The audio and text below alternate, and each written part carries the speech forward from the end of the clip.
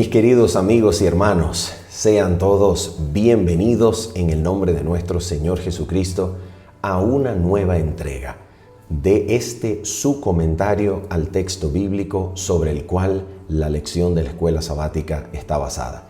Y el día de hoy es nuestro privilegio en el Señor Jesucristo poder comentar para ustedes, en el nombre del Señor, los textos pertinentes a la lección número 11, titulada El sello de Dios y la marca de la bestia, primera parte. Así que en el nombre del Señor tenemos un privilegio del cielo, una oportunidad preciosa para comenzar a indagar sobre el contenido del mensaje del tercer ángel. El día de hoy nosotros vamos a estudiar específicamente el contexto en el cual se da el mensaje del tercer ángel y también estudiaremos Apocalipsis capítulo número 14, versículo número 12, como aquella sentencia que de parte del mensaje del tercer ángel describe las características del pueblo de Dios al recibir el mensaje del tercer ángel. En otras palabras, el fruto que produce la recepción de corazón del mensaje que el tercer ángel ha de proclamar a toda nación. Así que en el nombre del Señor les acompañamos y les pedimos que si usted tiene alguna duda o alguna inquietud, por favor siéntase libre de escribir sus comentarios abajo en la caja de comentarios y los tendremos en cuenta en el nombre del Señor para la realización de nuestro programa en vivo, donde repasamos nuestra lección todos los sábados a las 7:30 de la mañana, hora de Venezuela. Les invitamos también a que nos acompañen para el día jueves, orando en familia, todos los jueves a las 10 de la noche, hora de Venezuela.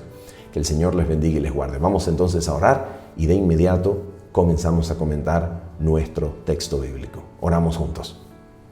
Nuestro Padre bendito y Padre santo, en el nombre preciosísimo de Cristo, nuestro Señor, queremos en esta oportunidad, Padre, entregarte toda nuestra voluntad, toda nuestra vida, Señor.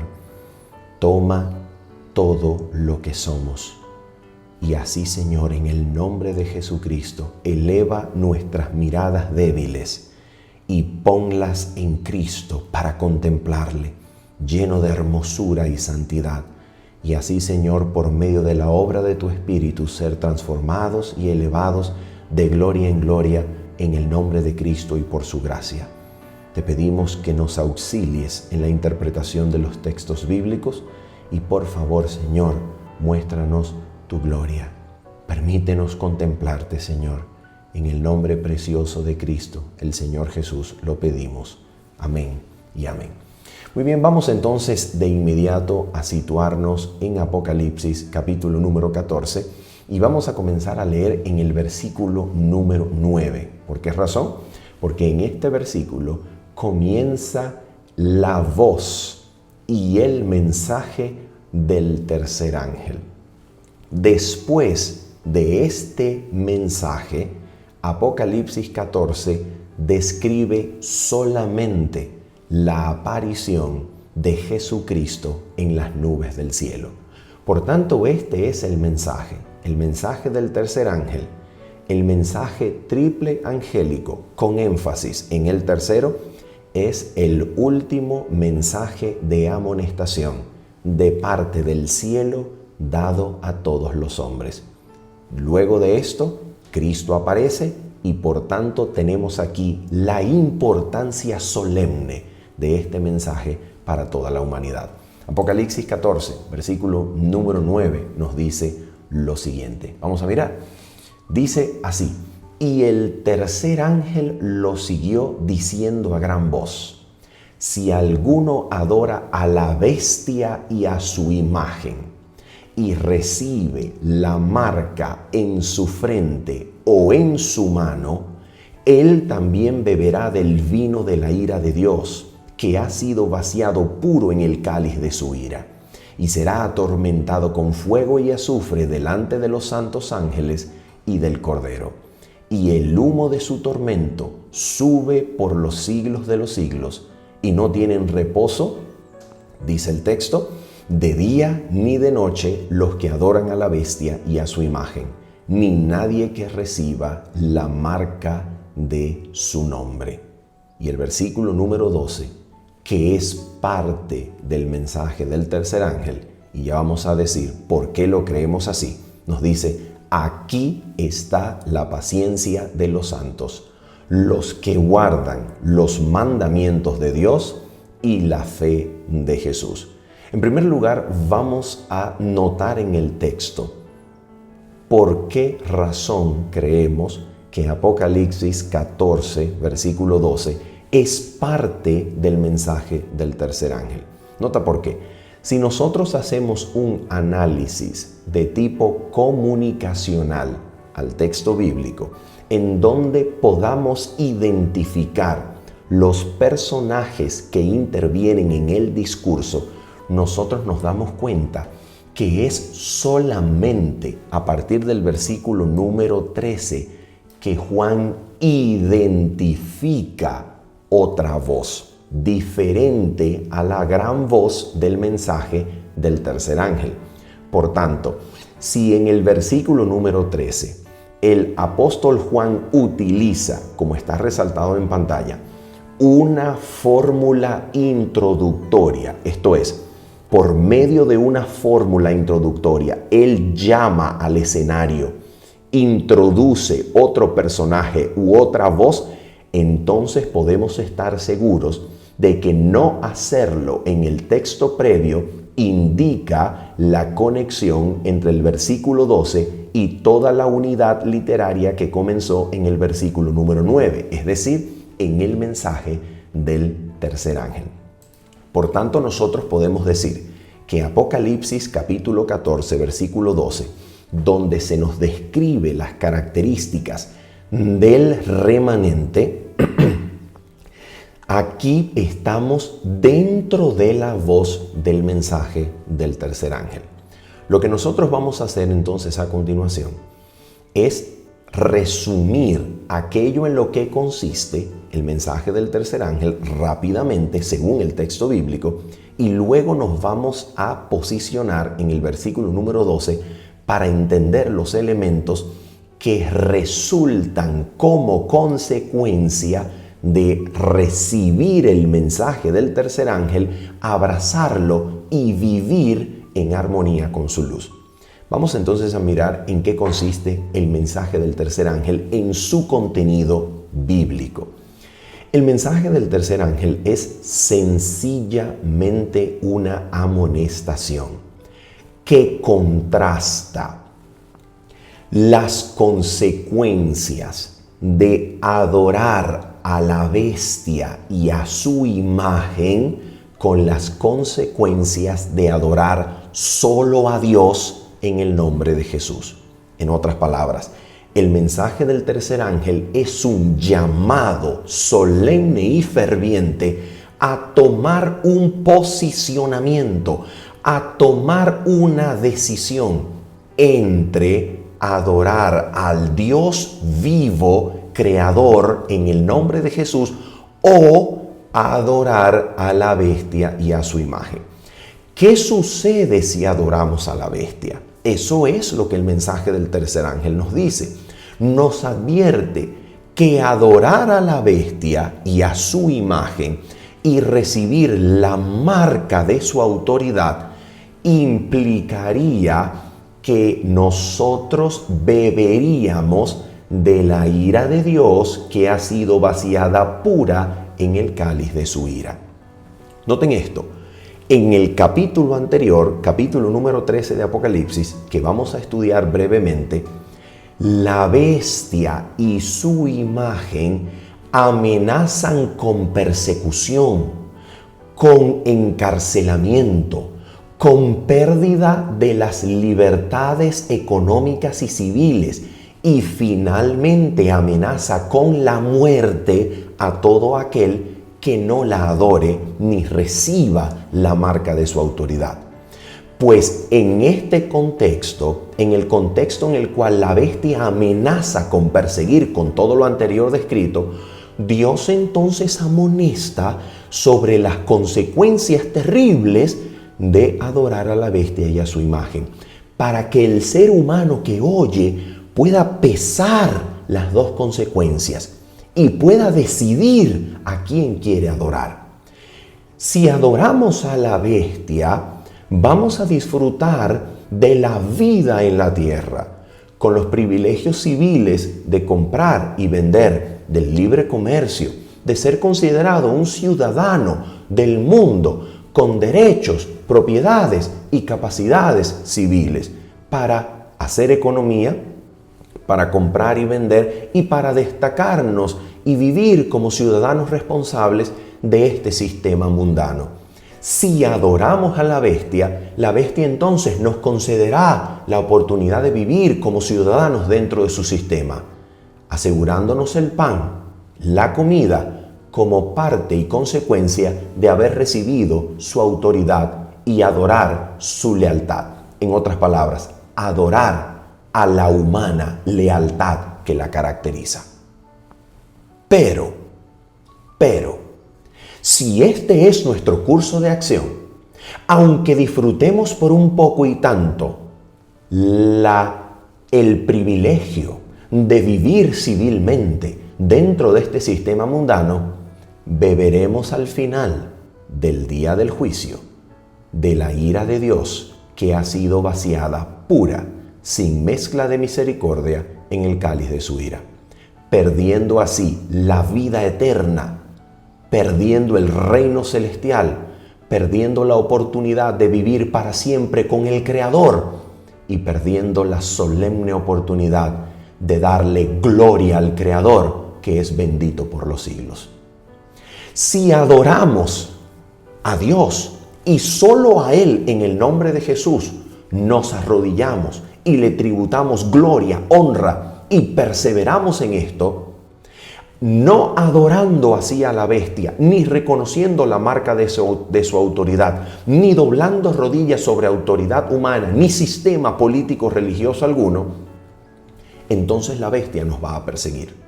Entonces la bestia nos va a encarcelar. Entonces la bestia nos quitará propiedades, nos confiscará bienes, nos quitará la libertad de hacer economía, comprar y vender en medio de su sociedad mundana. Pero obtendremos el reino de los cielos. Glorificaremos a Dios en Cristo. El conflicto de los siglos habrá terminado y nosotros seremos parte de aquellos que adoran a Dios por los siglos de los siglos, compartiendo en la infinita y solemne comunión con Cristo la gloria de Dios. Bendito sea el nombre de Dios. ¿Qué es lo que vamos a escoger? ¿A quién vamos a servir y a quién vamos a adorar? De eso se trata el mensaje del tercer ángel. Es un llamado a decidir. Es la solemne advertencia para que usted y yo fijemos una posición. ¿Estamos de parte de Dios y Cristo o estamos de parte de la bestia y su imagen? Vamos a ver entonces lo que nos dice Apocalipsis capítulo 14, versículo número 12. Porque esta es la consecuencia, estas son las características que poseen quienes reciben el mensaje del tercer ángel, lo abrazan de corazón y le dan a Dios toda la gloria. Vamos a mirar lo que nos dice el texto bíblico. En el versículo número 12, el texto bíblico nos dice lo siguiente. Vamos a resaltar las partes que vamos a ir estudiando en breve. En primer lugar, vamos a resaltar esa palabra, aquí. La pregunta es, esa palabra aquí, en griego, jode, esa palabra aquí, ¿a qué hace referencia? Cuando dice, aquí está la paciencia de los santos. La pregunta es, ¿aquí en dónde? En primer lugar, es necesario declarar que esta palabra aquí no es un adverbio de lugar. No se está refiriendo a alguna geografía, a algún punto en el espacio en donde esté y se manifieste la paciencia de los santos. Esa palabra aquí es más bien un adverbio de tipo circunstancial. Nos está describiendo el contexto temporal, circunstancial, donde la perseverancia o paciencia de los santos se va a desplegar, se va a manifestar. ¿En qué circunstancias la paciencia o perseverancia de los santos se despliega y se manifiesta de manera especial? Pues precisamente en el contexto de un mundo que está dominado por la autoridad de la bestia y su imagen. En el contexto de un mundo donde la imagen de la bestia le ha pedido a los moradores de la tierra que hagan una imagen a la primera bestia que tenía una herida de muerte y vivió. En este contexto en donde todos los moradores de la tierra parecen ser guiados y orientados sobre la base solamente de sobrevivir. Y para sobrevivir, para poder sostener y mantenerse vivos en la tierra, les rinden autoridad, les rinden honor, les rinden gloria y les rinden lealtad a la imagen de la bestia y a la bestia primera que tenía la herida de muerte y vivió. ¿Por qué los moradores de la tierra harían semejante cosa? ¿Por qué todos los moradores de la tierra se maravillan delante de la bestia? ¿Por qué les rinden lealtad? ¿Por qué la adoran? Porque la bestia ha dicho que para conservar la vida, para poder comprar y vender, todos deben someterse a su autoridad y ser leales a ella.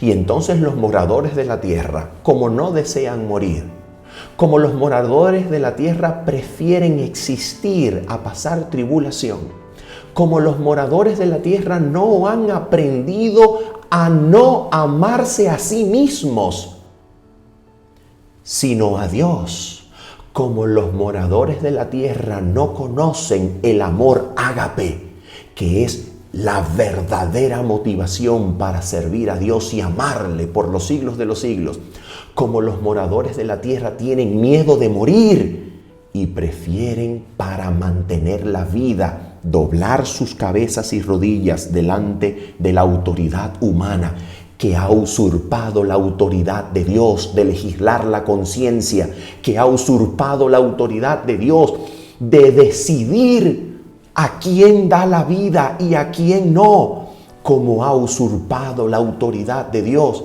Entonces la bestia promete que solamente quien doble su cabeza y sus rodillas delante de ella tendrá el privilegio de la vida ciudadana, de la vida civil. Quien no lo haga, la bestia lo va a perseguir y lo va a matar. ¿Quiénes son estos protagonistas? ¿Quién es esta bestia y quién es esta imagen? ¿Quién es esta imagen que se levanta? Para entender entonces el contexto circunstancial señalado por el adverbio aquí, entonces nosotros necesitamos poder encontrar en el capítulo anterior a los protagonistas que van a llevar a cabo el conflicto de los siglos hacia su desenlace final, juntamente con los moradores de la tierra haciendo guerra al Cordero y a todo aquel que sigue el Cordero. Para esto nosotros vamos a situarnos en el capítulo número 13 de Apocalipsis. Capítulo número 13 de Apocalipsis, que nos describe desde su versículo número 1 la identidad de la primera bestia, la que tenía la herida de muerte y revivió. Vamos a mirar qué nos dice el texto. En primer lugar, el texto comienza diciendo en la versión Reina Valera del 60, me paré sobre la arena del mar. Pero esto es una traducción que no es precisa, porque el verbo pararse de ese versículo número 1 en el idioma griego está conjugado en tercera persona del singular. Por tanto, en realidad, lo que está describiendo es la acción del dragón, que es el último sujeto del capítulo número 12, y el último versículo. Por tanto, lo que el texto en realidad está diciendo es que el dragón, que en el capítulo 12, versículo 9, es identificado con el diablo y Satanás, la serpiente antigua, el dragón, Satanás, es quien se para sobre la arena del mar. ¿Y para qué el dragón se para sobre la arena del mar? Para hacer subir del agua al instrumento político, religioso, terreno que va a utilizar Satanás para ministrar la perdición del mundo. ¿Y por qué hemos utilizado esta palabra ministrar? Porque lo que aquí está sucediendo es que Satanás está siendo descrito como una parodia, como una imitación religiosa a lo que hizo el Padre de nuestro Señor Jesucristo durante la ocasión del bautismo de Cristo. Cuando Cristo fue bautizado en las aguas del Jordán, Cristo salió del agua y el Padre lo declaró su Hijo, en quien tiene complacencia, para darle poder y autoridad para ejercer su ministerio, que duraría 3 años y medio. A forma de parodia, porque está siendo descrito por la inspiración como una imitación barata y falsa, como una parodia, Satanás también se para sobre la arena del mar y hace que suba del agua una bestia que va a ministrar también por 3 años y medio, pero no literales, sino proféticos. Va a ministrar la perdición de la humanidad por 1260 años o 1260 días proféticos o 42 meses o tiempo y la mitad de un tiempo. Es decir, 1260 años literales en donde Satanás, por medio de su falsa imitación, por medio de su engaño, va a ministrar la perdición de la humanidad durante todo ese tiempo. Entonces, aquí tenemos que es una falsificación del Evangelio lo que Satanás está haciendo. Y mira cómo se describe el surgimiento de esta bestia que sube del agua. De acuerdo con el texto, noten esto, nos dice el versículo: y vi subir del mar una bestia que tenía, nota esto, 7 cabezas y 10 cuernos. Es exactamente la descripción de cabezas y cuernos que hallamos en el capítulo número 12 de Apocalipsis y en el capítulo número 17 del mismo libro. En los 3 episodios, capítulo 12, capítulo 13 y capítulo número 17, es una bestia con 7 cabezas y 10 cuernos. Pero aquí hay una particular diferencia con el capítulo 12 y con el capítulo 17. Y la diferencia se encuentra aquí, en la frase resaltada en su pantalla. Mira lo que dice: y en sus cuernos 10 diademas. Y vamos a analizar qué es lo que esto significa. Fíjate esto.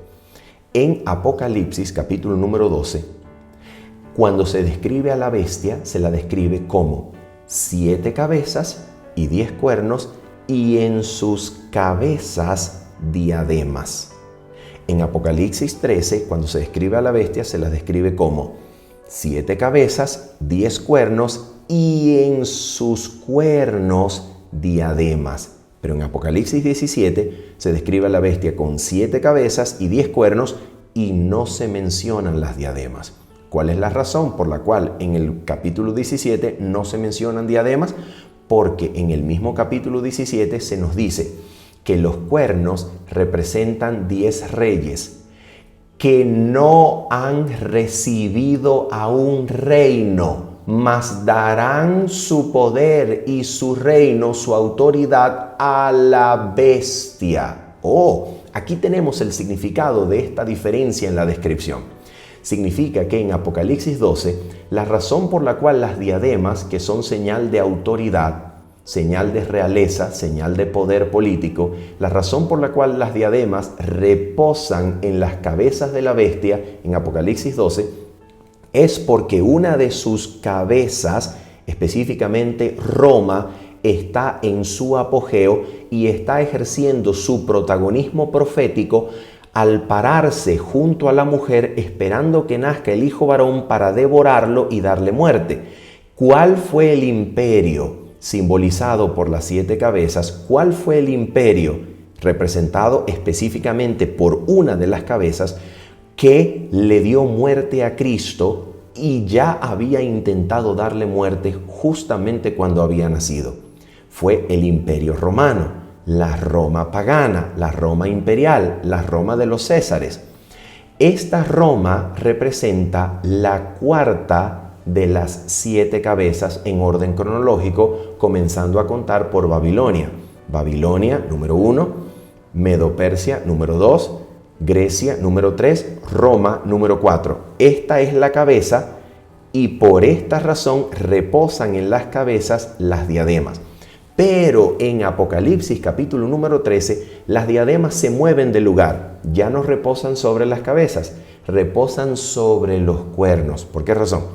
Porque el poder que persigue a la mujer, a la iglesia de Cristo, en Apocalipsis capítulo número 13, es un poder que para perseguir necesita usar el poder político que le suplen los reyes de la tierra, las autoridades civiles de la tierra, porque ahora ya no es un imperio que puede congregar en su seno el poder político y religioso, sino que para tener poder político necesita de los poderes de los reyes de la tierra. ¿Y quién es este que persigue de esa manera? ¿Quién es este que es un poder religioso, pero que para perseguir y utilizar ejércitos depende de los poderes de los reyes de la tierra que se unan a ella, le den su autoridad y pueda así perseguir a los santos del Altísimo? Esta descripción la vemos fielmente en el versículo número 2. Mira lo que dice aquí. Versículo número 2 del capítulo número 13. Dice lo siguiente: y la bestia que vi era semejante a un leopardo. Ese es el animal o la bestia que representa a Grecia, según Daniel capítulo 7. Y sus pies como de oso. Ese es el animal que representa a los medos y a los persas, en Daniel capítulo 7. Y su boca como boca de león. Ese es el animal que representa a Babilonia, en Daniel capítulo número 7. Y el dragón, también en Daniel capítulo 7, aparece un dragón, que es la cuarta bestia en sucesión cronológica, que representa a Roma. Y atención, y el dragón le dio a esta bestia su poder y su trono y grande autoridad. Entonces, ¿cómo funciona esto? Nota esto. El dragón es, en primer lugar, Satanás, según Apocalipsis capítulo 12, versículo 9. Pero el dragón ejercía su papel protagónico profético por medio de una de sus cabezas, la cuarta, que es la cabeza que estaba allí pendiente del momento en el cual Jesucristo naciera para devorarlo. Pero Dios lo arrebató para su trono y éste regirá con vara de hierro las naciones. Pero quien hizo esto, quien protagonizó o quien fue el aliado terrenal de Satanás para perseguir a Cristo y llevarlo a la cruz, fue Roma, Roma imperial. Ahora, aquí el dragón, entonces, en el capítulo 13, le da la autoridad a esta bestia, que ahora es una mezcolanza en forma de boca de león, en aspecto de leopardo, en pies como de oso, y ahora el dragón, es decir, Satanás y Roma pagana, Roma imperial, le va a legar su autoridad, le va a dejar históricamente su poder, su autoridad, y su dominio se lo va a legar a un otro sistema histórico que va ahora a desempeñar el papel profético de la quinta cabeza, la cabeza que va a recibir la herida de muerte, pero luego va a sanar. Esta autoridad, esta entidad que persigue, que toma su poder, su legado histórico, su herencia profética de Roma, se hace con el control y dominio del mundo y persigue a la cristiandad durante 1260 años y ministra la muerte y perdición del mundo durante ese tiempo, esta entidad no es otra históricamente que la iglesia de Roma, la iglesia medieval, la iglesia romana, la Roma de los papas. Esta Roma, la Roma papal, es la que persigue a la iglesia durante toda la Edad Media, recibiendo una herida de muerte precisamente cuando el poder político, el poder de los reyes de la tierra que utilizaba para dominar y perseguir, le es quitado en ocasión de la Revolución Francesa y por eso va en cautividad. Apocalipsis 13, sin embargo, nos dice en el capítulo número 13 y a partir del versículo número 11, que se levanta otra bestia que tiene cuernos como de cordero. Nota esto. Los cuernos entonces representan poder civil, el poder de los reyes de la tierra. Y el propósito, según los cuernos y según Apocalipsis 17 y Apocalipsis 13, el propósito del levantamiento de esta segunda bestia que sube de la tierra no es otro que sencillamente darle autoridad, devolverle poder y darle así la capacidad a la primera bestia, sanando de esta manera su herida de muerte para que ahora la bestia que representaba también la sexta cabeza, que era y no es porque está viva pero no persigue, ahora vuelva a su antiguo poder que ejerció sobre el mundo durante la Edad Media. Y por eso se describe como una resurrección, como un volver a la vida, como un resurgir. Y ahora esta bestia que vuelve a la vida gracias a los poderes civiles y políticos que desde el liderato de los Estados Unidos de Norteamérica se expande alrededor del mundo para que los grandes y poderosos de la tierra le den la autoridad civil, la autoridad política y el poder de ejércitos a Roma papal, que así vuelve a resurgir al dominio del mundo, se forme así ahora en el presente una imagen de la bestia, es decir, una copia de la forma en la cual el mundo era dominado y sometido por la primera bestia durante la Edad Media. Ahora habrá una imagen de la primera bestia, una imagen moderna y actualizada de lo que fue el control, la jerarquía y la autoridad de la primera bestia durante la Edad Media. De esta manera entonces, Apocalipsis 13, versículo 11 en adelante, lo que describe es el papel protagónico de los Estados Unidos de Norteamérica y su protestantismo de congregar a los poderes civiles de la tierra y así levantar una imagen, una cosa igual a lo que fue el dominio de la Roma papal durante la Edad Media, pero ahora en tiempos modernos. Es decir, nuevamente la religión caída, apóstata, volverá a usar los poderes civiles del mundo para implementar sus dogmas, perseguir, amenazar con muerte y matar a todo aquel que no se someta a su autoridad. Este es el instrumento de Satanás para perseguir, como última instancia, al pueblo de Dios que guarda los mandamientos y la fe de Jesús, según se describió en Apocalipsis 12, 17, según se describe en Apocalipsis 14, y es por esta razón que el texto de Apocalipsis 14, versículo 12, comienza diciendo aquí, es decir, en este escenario profético, en donde la autoridad religiosa, mezclada con el poder civil, con la ayuda del protestantismo, crea una imagen de lo que fue Roma papal en la Edad Medieval, un dominio absoluto sobre toda conciencia, en donde se tiene poder civil para quitar privilegios, para retirar bienes, para confiscar propiedades, para retirar libertad de comprar y vender y finalmente para matar a todo aquel que no acepte sus dogmas religiosos, a todo aquel que no se arrodille delante de su autoridad humana, que es una usurpación de la autoridad divina. Y en este contexto entonces el mundo entero tiene que tomar una decisión. El mundo entero tendrá que decidir entre adorar a Dios y único creador, aquel que es bendito por los siglos, y darle gloria a pesar de las amenazas de la bestia, o por temor a morir, por temor a perder libertades, por temor a perder bienes, por temor a quedarse sin dinero, por temor a perder los lazos familiares, por temor a las persecuciones y tribulaciones propugnadas por la bestia y su imagen, entonces doblarán sus cabezas y les rendirán lealtad a la bestia y a su imagen. ¿Qué es lo que vamos a hacer? ¿Qué vamos a elegir? Este es el contexto circunstancial que señala la palabra aquí del versículo número 12. Y vamos de inmediato nuevamente a volver al versículo número 12 para mirar entonces sus otros elementos fundamentales. Apocalipsis capítulo 14, versículo 12 nos dice lo siguiente. Fíjate, aquí está la paciencia de los santos.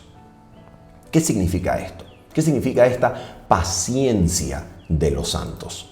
Ok, en primer lugar necesitamos mostrar que la palabra griega que se utiliza como paciencia es la palabra hipomoné. La palabra hipomoné proviene o se convierte en un verbo que es el verbo hipomeno, que significa permanecer bajo, permanecer bajo. ¿Qué significa esto? A ver, la palabra hipomoné entonces es un permanecer bajo. ¿Bajo qué? Es un permanecer bajo la autoridad de Dios. Es un permanecer bajo el poder subyugador de Dios. ¿Cuál es el poder subyugador de Dios? El amor. El amor es el poder por medio del cual Dios nos atrae a Cristo, y al contemplar a Cristo, un poder subyugador subyuga el alma, sus deseos y pasiones, a Dios y a su autoridad, para que voluntariamente la persona se someta a Cristo. Dependa de Cristo para vivir, dependa de Cristo. Y si en el plan de Cristo está que atravesemos el martirio, la persona permanece fiel, permanece sometida a la autoridad de Cristo, a su perfecta voluntad, permanece bajo. ¿Te das cuenta? Permanece sometido, permanece subyugado a Cristo y a su poder. Por amor ágape, por la verdadera motivación, única motivación digna, por medio de la cual servimos y adoramos a Cristo. Un amor que nace de la expresión agradecida de un corazón que ama porque ha sido redimido, ama porque ha experimentado el gozo de la presencia sublime del Maestro, que es el mayor bien del alma. Un agradecimiento que se somete a Cristo y a su voluntad. Eso es hipomoné. Ahora mira, esa hipomoné es un don de Dios. Esa perseverancia firme que permanece bajo la autoridad divina es un don de Dios. Por esa razón, Jesucristo, hablando de la tribulación de los últimos días, nos dice en Lucas capítulo 21 lo siguiente. Vamos a leer. Lucas capítulo 21, versículos 10 en adelante. Vamos a leer rápidamente hasta el versículo 19. Nos dice lo siguiente el maestro. Entonces les dijo, escucha esto: se levantará nación contra nación y reino contra reino, y habrá grandes terremotos y en diferentes lugares hambres y pestilencias, y habrá terror y grandes señales en el cielo. Luego dice, pero antes de todas estas cosas os echarán mano, y os perseguirán, y os entregarán a las sinagogas y a las cárceles, y seréis llevados ante reyes y ante gobernadores por causa de mi nombre. Y esto os será ocasión para dar testimonio. Proponed en vuestros corazones no pensar antes cómo habéis de responder en vuestra defensa, porque yo os daré palabra y sabiduría, la cual no podrán resistir ni contradecir todos los que se opongan. ¿Se dan cuenta? Esto viene de Dios. Es un sostenimiento que viene de Dios. Es una sabiduría que procede de Dios. Y también la hipomoné, la perseverancia, la paciencia. Ahora dice, mas seréis entregados aún por vuestros padres y hermanos y parientes y amigos, y matarán a algunos de vosotros. y seréis aborrecidos de todos por causa de mí, pero ni un cabello de vuestra cabeza perecerá. Ahora mira lo que dice el versículo número 19. Aquí está, escucha esto. Con vuestra paciencia. ¿Qué palabra griega es esta aquí? Hipomoné, que es el equivalente sinóptico de Mateo 24 cuando dice que el que perseverare hasta el fin será salvo. Aquí, en vez del verbo, el que perseverare, se utiliza el sustantivo. Y con vuestra paciencia, con hipomoné, ganaréis vuestras almas. Así que esta paciencia, esta hipomoné de Apocalipsis capítulo 14, versículo 12, no es otra cosa que el don de Dios para permanecer sometido a la autoridad del Creador y Cristo por medio de la permanencia del Espíritu Santo en nosotros, que nos entrega la capacidad de ser fieles en medio de la prueba, para poder salir victoriosos, experimentando así finalmente la salvación, la redención e ir a morar con Cristo en las nubes de los cielos. Pero ¿qué más nos dice el texto de Apocalipsis capítulo 14, versículo número 12? ¿Qué más nos dice este texto? Vamos a mirar. Apocalipsis 14, versículo número 12 sigue diciendo: la paciencia de los santos, y ahora los define, una frase apositiva que define, los que guardan los mandamientos de Dios y la fe de Jesús. Mis amigos, mis hermanos, ¿pueden los mandamientos de Dios ser obedecidos? ¿Pueden los mandamientos de Dios ser guardados a pesar de vivir en una circunstancia de la peor persecución, amenaza y peligro que jamás la humanidad haya conocido? Imagínese usted, toda la humanidad, incluyendo familiares suyos, incluyendo vecinos suyos, incluyendo amigos íntimos suyos, toda la humanidad casi en su totalidad sometida al control de conciencia de la bestia y su imagen.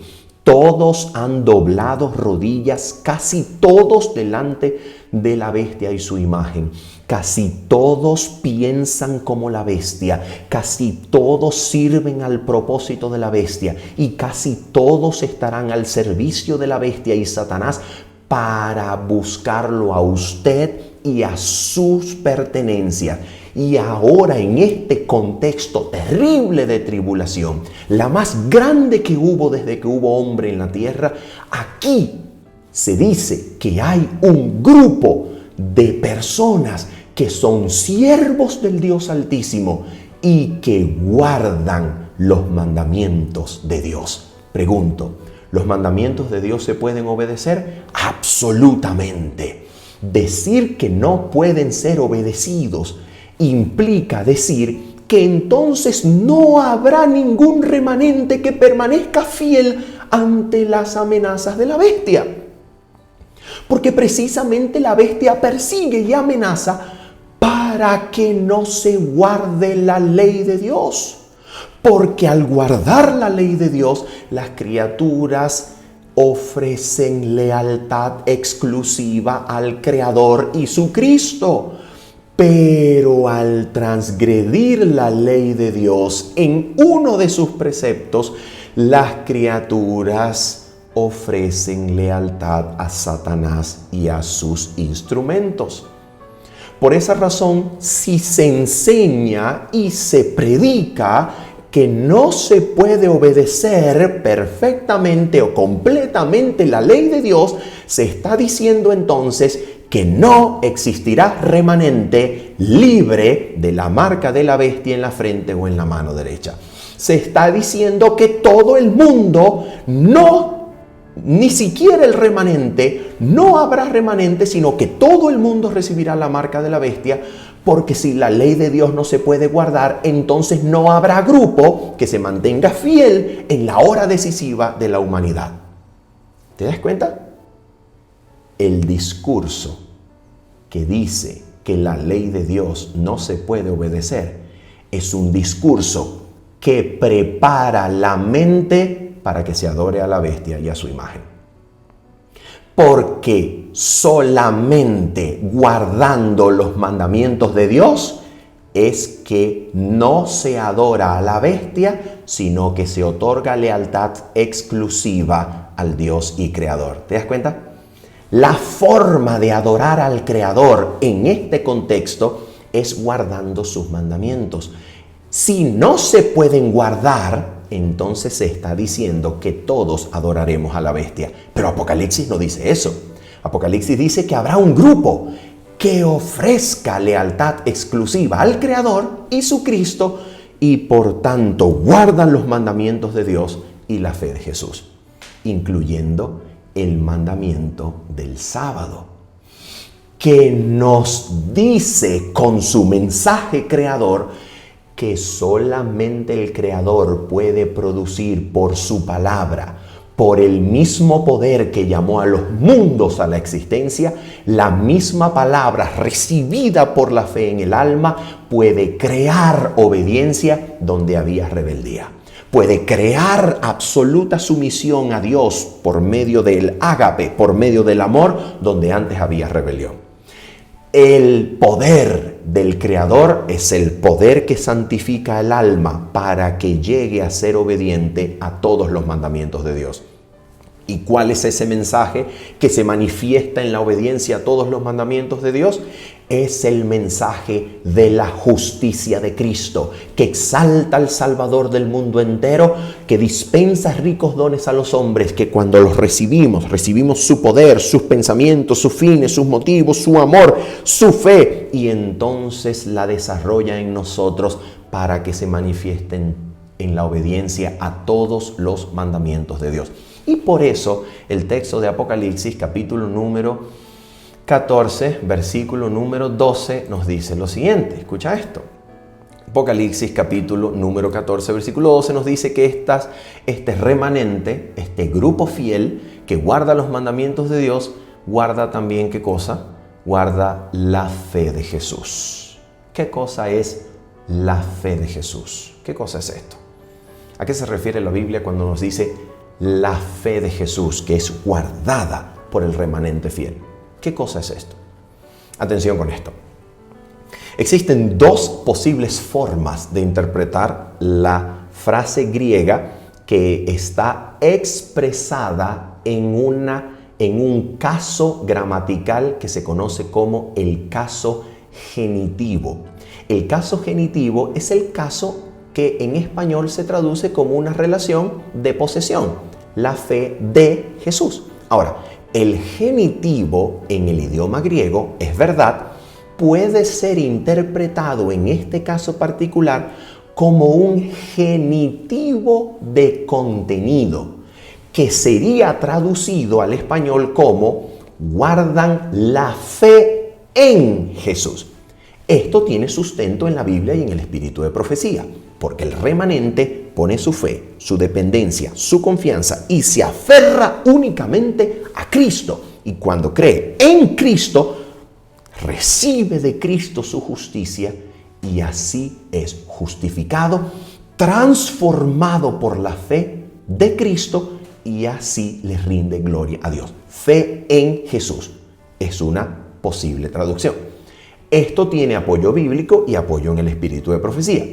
Pero el genitivo, fe de Jesús, traducido así como una relación de posesión en donde la fe pertenece a Cristo en primer lugar y Cristo la dispensa como un rico don dado a los hombres débiles.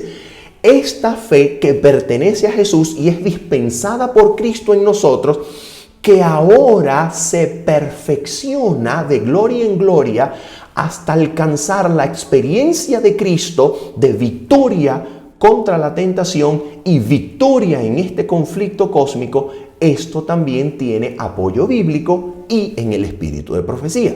Por ejemplo, mira esto. Mira lo que dice aquí en la Escritura, en Hebreos capítulo número 12.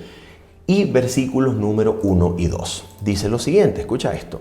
Versículo número 1 y 2 de Hebreos capítulo número 12. Dice el texto bíblico: por tanto, nosotros también, teniendo en derredor nuestro tan grande nube de testigos, es decir, todos los personajes de la fe del capítulo anterior, capítulo 11, despojémonos de todo peso y del pecado que nos asedia y corramos con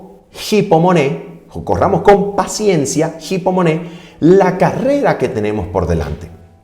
Y ahora mira, ¿cómo es esto? ¿Cómo podemos correr con hipomoné, con paciencia, con perseverancia, permaneciendo bajo la sumisión a Dios, bajo la autoridad del Creador y su Cristo? ¿Cómo hacemos eso? ¿Cómo llegamos a vivir eso? Versículo 2. Puestos los ojos en Jesús. Escucha cómo ahora es definido Jesús. El autor, nota, y consumador de la fe. ¿Qué quiere decir consumador? Perfeccionador de la fe. Y mira cuál es la experiencia en la cual se nos dice que Jesucristo le dio autoría, que Jesucristo diseñó, que Jesucristo generó, que Jesucristo creó, que Jesucristo patentó esa fe de la cual Él es el autor y también su perfeccionador. Mira cuál es la circunstancia. El cual por el gozo puesto delante de Él sufrió la cruz, menospreciando el oprobio, y se sentó a la diestra del trono de Dios. ¿Jesucristo sufrió oprobio en la cruz? ¿Jesucristo padeció las angustias de la muerte eterna en la cruz? Absolutamente. Absolutamente. Y Jesucristo, según Hebreos capítulo número 5, antes de la cruz, en el jardín del Getsemaní, le suplicó al Padre orando que si era posible, no pasase Él por esa experiencia de beber de esa copa. En otras palabras, según Hebreos 5, Jesucristo le pidió al Padre ser librado de la muerte. Al decirle: Padre, si es posible, pase de mí esta copa, pero no se haga como yo quiero, sino como tú. Quiere decir que en esa circunstancia sublime previa a la cruz, Jesucristo experimentó la tentación de salvar su propia vida, de cuidar de sí mismo por encima de los propósitos del Dios eterno y su Padre. Jesucristo sintió la humana tentación de amarse a sí mismo para no sufrir los dolores ni las angustias de la muerte. Jesucristo humanamente estuvo tentado a rehuir al gran sacrificio que le deparaba adelante. Pero aunque humanamente sintió la tentación de salvarse a sí mismo y salvar su vida, descuidando el propósito eterno del pacto, Jesucristo aprendió la obediencia. Y por la fe en su Padre sometió su voluntad a la voluntad del Padre y permaneció bajo la voluntad del Padre. Hipomoné, Jesucristo permaneció sometió bajo la voluntad del Padre su propia autoridad y fue a la cruz, menospreciando el oprobio por el gozo puesto delante de Él. ¿Te das cuenta? ¿Te das cuenta? Entonces, ¿cómo es que Jesús es el autor de la fe? No es el autor en el sentido de que en su trono de gloria, en las edades eternas, se le ocurrió crear la fe como creó el sol y la luz por el poder y autoridad de su palabra. El don de la fe de Jesús, su fe, el don de la fe de Cristo es un don creado, patentado, diseñado y generado en la experiencia humana de Cristo. Cristo aprendió la obediencia como hijo de hombre y como humano Él patentó esa fe esa fe que depende absolutamente de Dios y somete su voluntad a la del Padre, diciendo delante de todo el universo que es peor calamidad, mejor dicho, es menor calamidad sufrir lo que venga que apartarse en un ápice de la voluntad de Dios. En otras palabras, es mejor sufrir la cruz que apartarse de la voluntad del Padre. Y por esa razón se nos dice en la inspiración profética, cosa que ahora señalamos y resaltamos en pantalla, leyendo el capítulo número 78, titulado El Calvario, en el libro Deseado de todas las gentes. Mira lo que dice esta extraordinaria y poderosa cita. Escucha esto. Mira lo que se nos dice.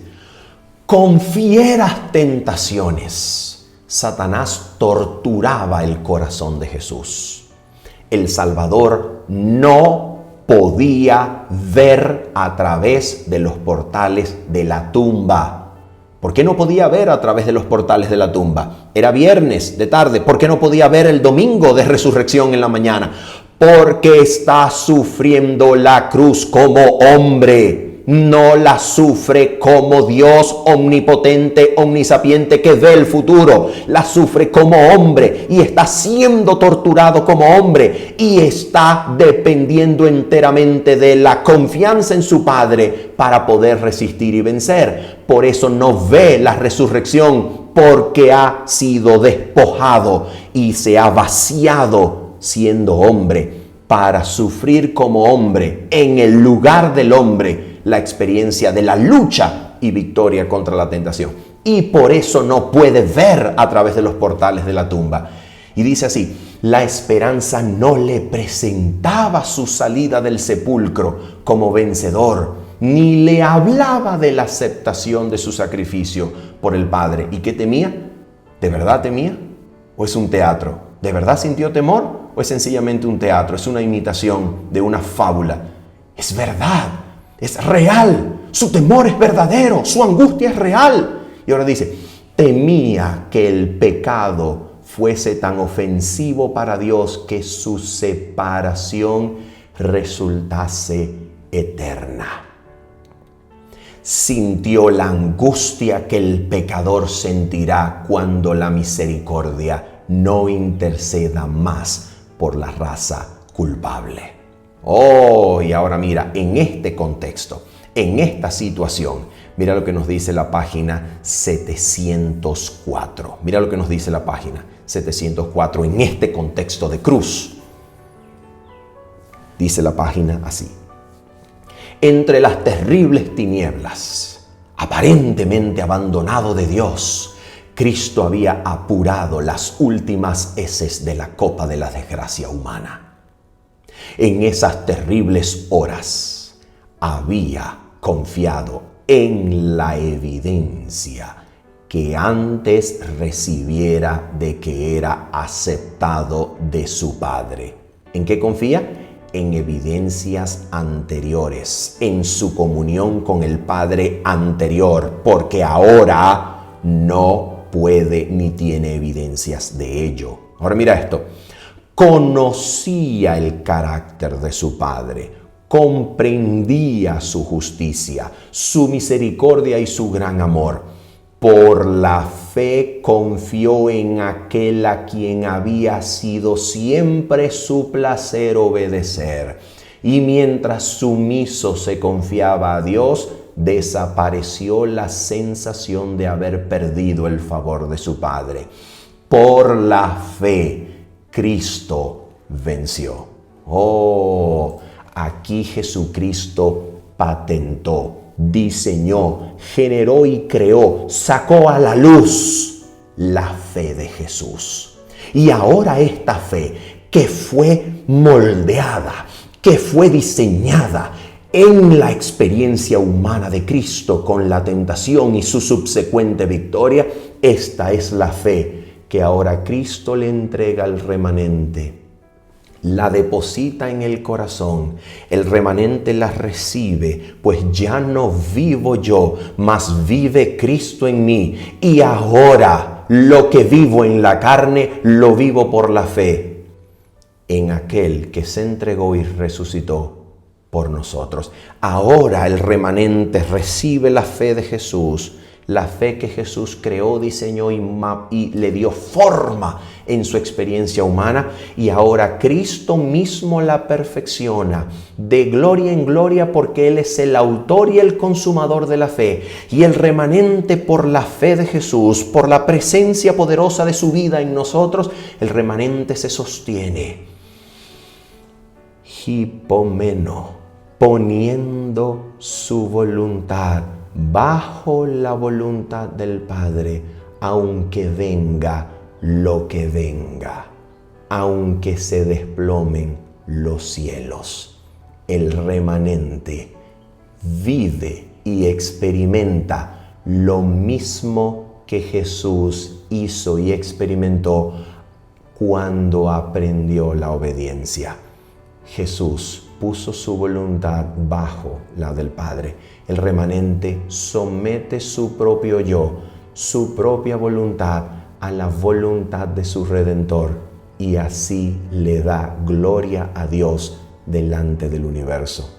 El conflicto de los siglos puede terminar, porque ahora el universo conoce que un pueblo entero puede, por la eficacia de la sangre de Cristo, renunciar a sus propias vidas para someterse a Dios voluntariamente.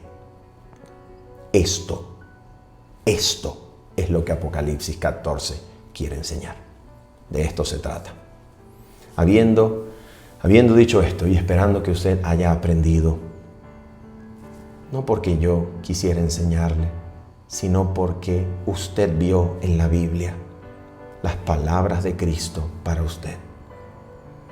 Porque usted haya crecido, porque usted haya recibido a Cristo en el corazón y su fe, su propia fe, para que Cristo la perfeccione ahora en usted y le dé hipomoné, perseverancia, paciencia y toda sumisión de voluntad a Cristo en cualquier circunstancia posible. Que ese sea su experiencia, que esa sea su victoria, en el nombre de Cristo Jesús.